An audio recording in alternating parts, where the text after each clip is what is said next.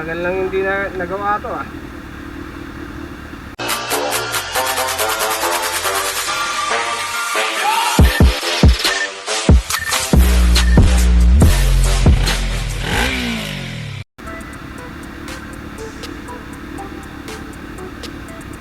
Parang rich yung setup ng carburetor ko. Isa kayo nilo.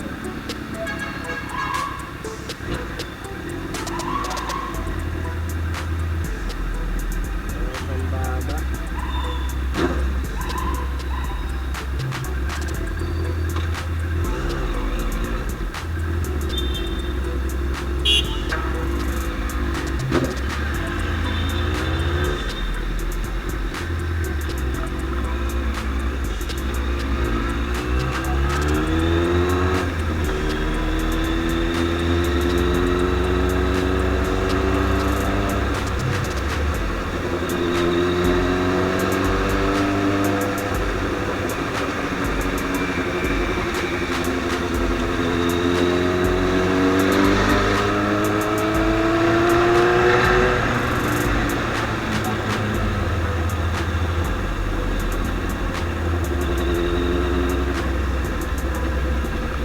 Nakakamiss to.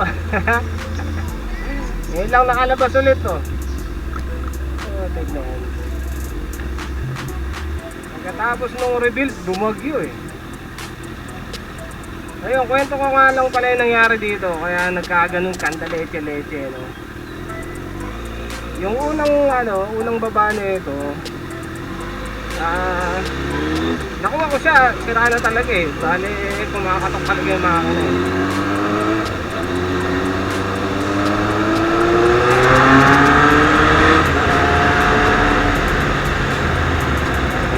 Palit na ako ng sigunyan, piston, engine block, valve seal, piston ring, gasket. Medyo malaking gastos. Tapos nung nakapag-ride kami, sinagad ko naman yung Primera. Putek, di ko alam na may kumakahit pala sa magneto.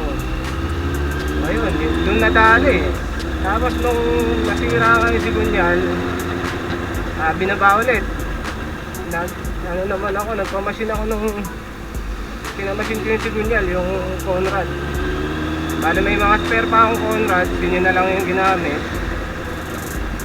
Tapos yung binubuo ko, meron kasing tropa na medyo lasing na. Kinukulit ako doon sa pagre-rebuild ko eh. Nandun yung kasama doon yung mga luma ako na Conrad.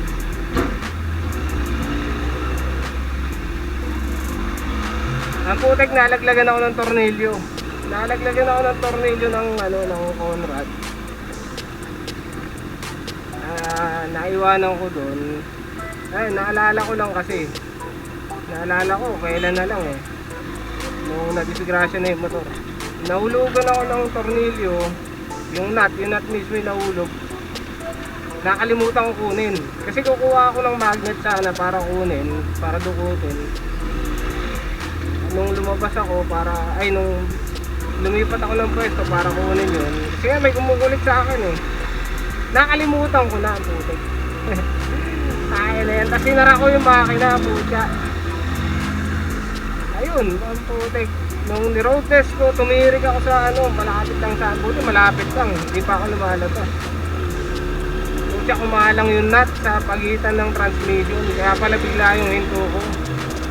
Tapos yung mga basag-basag na pyesa, pinunit niya naman yung strainer ng oil. Napunit nga, pumasok sa loob ng oil pump, nasira pati yung oil pump ang buhay. Lang yan, na-disgrasya talaga ng malala yung makina. Ayun, bumili ako ng oil pump. Pain na talaga, oil pump at saka ng pati clutch nasira, putya. Nasunog yung may umiipit dun sa clutch eh. Kaya talaga.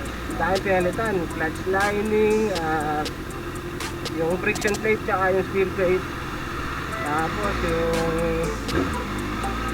oil pump, buong transmission, buong set, yung ibabaw tsaka ilalim. Yun, puta. Dami na. Tayong gastos. Takarat siya. Ayan, eto ngayon yung ano, yung resulta, no, road test. Ngayon ko pa lang nilabas. Bale, start lang nung mga nakaraan. Kasi nakakabahan pa ako, baka may nakakalimutan sa akin kasi kumakausap sa akin talaga, yun ang mahirap eh. Pagpasensyaan nyo na rin ako sa mga ginagawa kong motor. Talagang sinisikap ko naman na na hindi magkakaroon ng problema eh. Kaya lang nung panahon na ito yung sa akin na yung ginagawa ko po siya, nalintikan eh. Buti na lang sa akin, hindi yung sa mga mga kliyente eh po siya. Sa loob ng shop ko naman ginagawa, sa loob mismo. Ang problema, pumasok sa loob yung tropa, inulit ako eh. Kaya yun. Okay, pasalamat na lang ako at ganun lang din nangyari. Hindi ako natumba, hindi ako na-damage. Yung motor lang yung na-damage. Kaya hindi ganun kabigat yung gasto. Kaya maganda nun, naibalik siya ulit, umaandar siya ulit. Yung importante dun eh. Ayun. Thank you Boss Mariel, tsaka Boss Balong. Thank you. Sila nag-asikaso ng mga pyesa na ito eh. Ayan, nakabalik na ulit sa kalsada ang putik.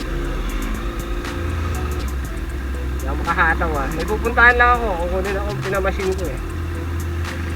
Ayun, na-share ko lang naman yun. Baka mamatay na yung camera ko. Hindi ako makahataw, traffic eh.